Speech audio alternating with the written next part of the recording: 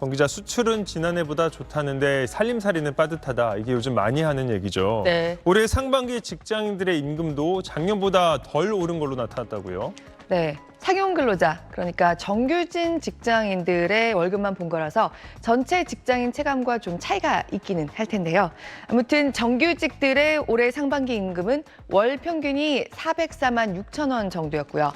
지난해보다 2.2% 오른 걸로 집계됐습니다. 지난해 인상률 2.9%에 비해서 받는 사람은 이미 확실히 느꼈을 만큼 낮아졌습니다. 정부의 정기 집계 자료를 가지고 경영자 총협회가 분석한 결과입니다. 물론 세전급여를 보는 거고요. 기본급이나 수당뿐만 아니라 정기 상여와 성과급을 모두 합쳐서 이 정도라는 얘기입니다.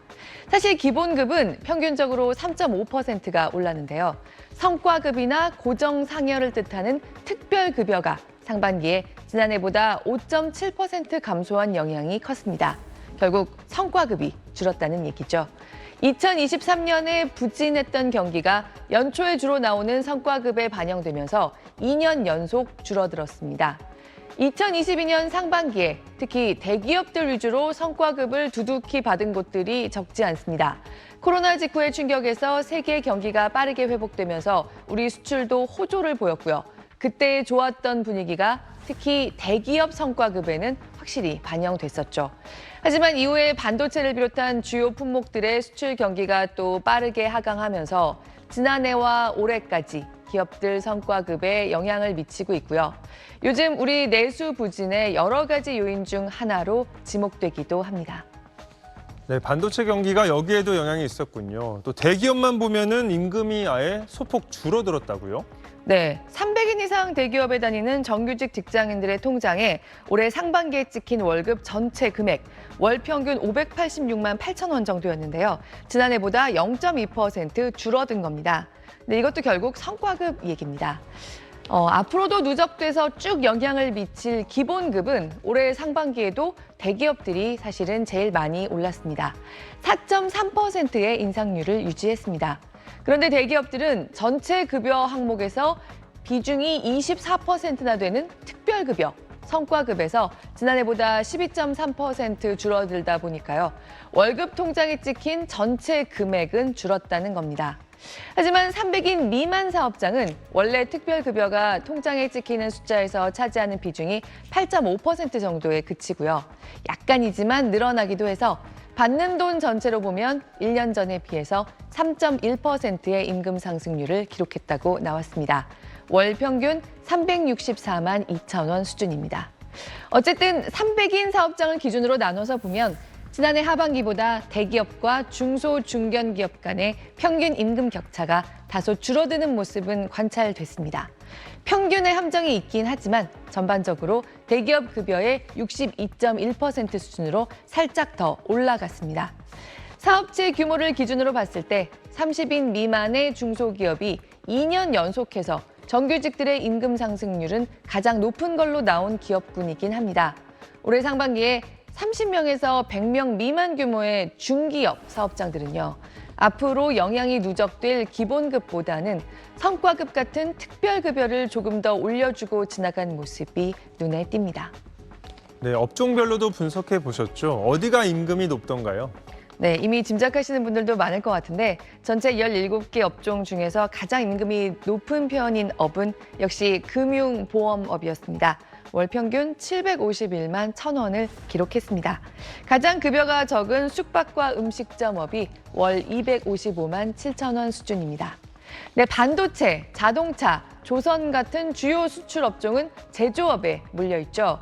그런데 17개 업종 중에서 올해 상반기에 유일하게 지난해보다 임금이 줄었습니다.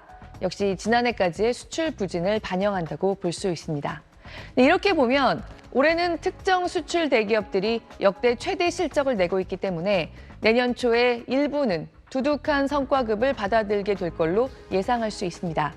하지만 애초에 예상했던 것보다는 지금 반도체를 비롯해서 실적 전망들이 낮춰지는 경향이 나타나고 있어서요.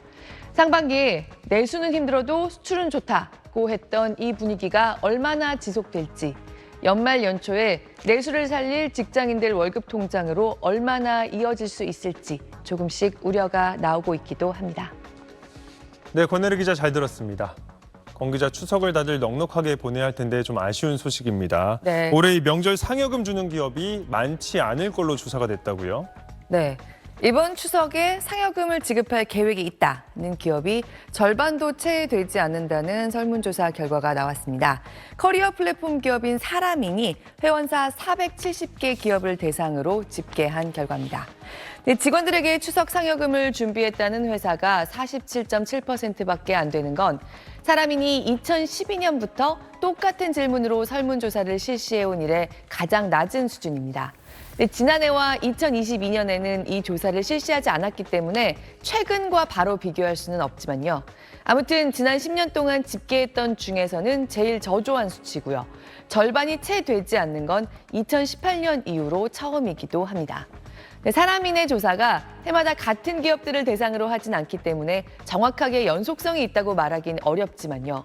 몇몇 대형 수출 기업들을 제외하고는 내수 부진으로 인한 어려움을 호소하고 있는 지금의 우리 국내 경제 분위기를 어느 정도 반영한다고 얘기할 수 있겠습니다. 네, 상여금 주는 회사가 참 많이 줄었습니다. 이게 이 기업 규모에 따라서 좀 다르겠죠? 네, 사실 추석 상여금을 따로 마련했다는 기업들의 비중이 가장 컸던 거는 직원 100명에서 300명 미만 사이의 중견 기업들이었습니다.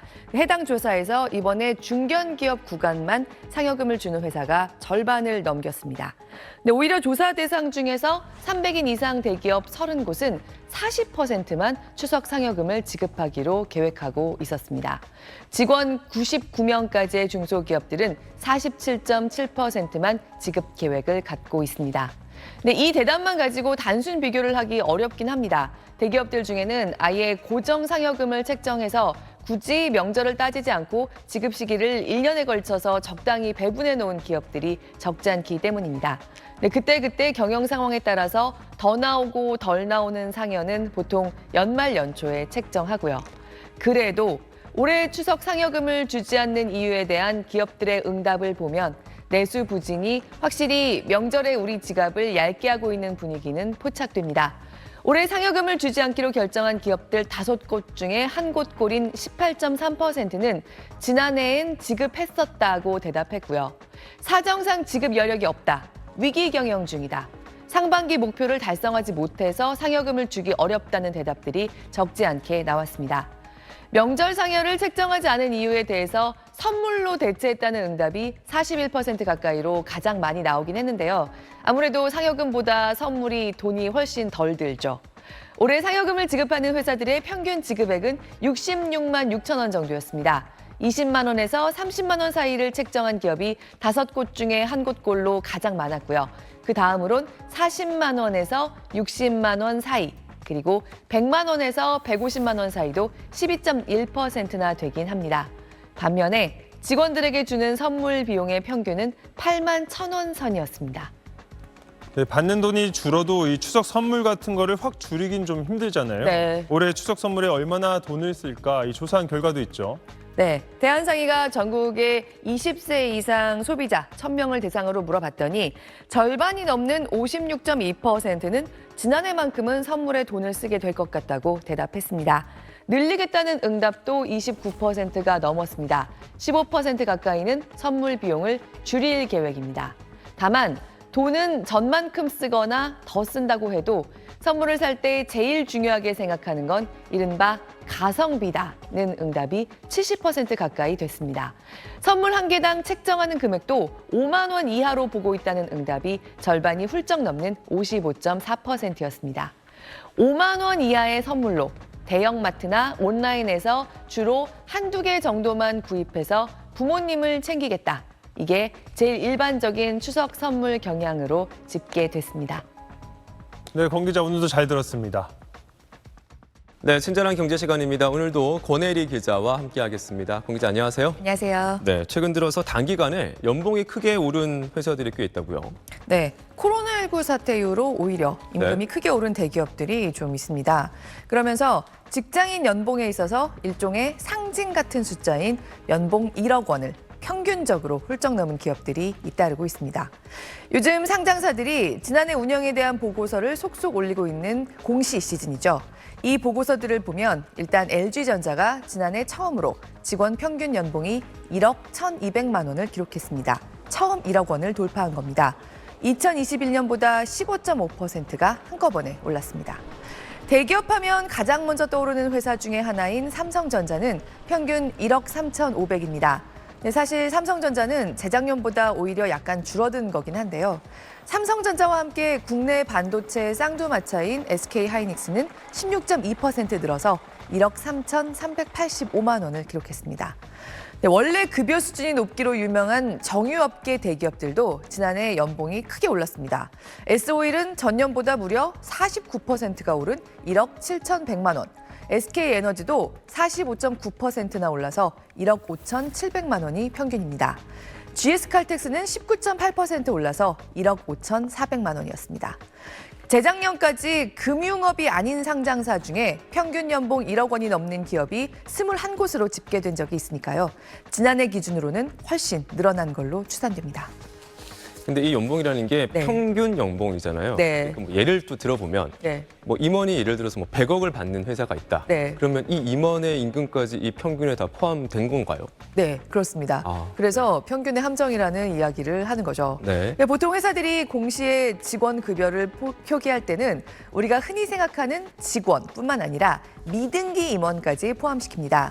미등기 임원이란 이사회에 참여하지 않는 임원입니다. 그래서 보통 CEO급은 이사회에 참여하는 등기 임원이어서 아예 연봉을 따로 표시해야 되는데요. 이것도 항상 그렇지만은 않습니다.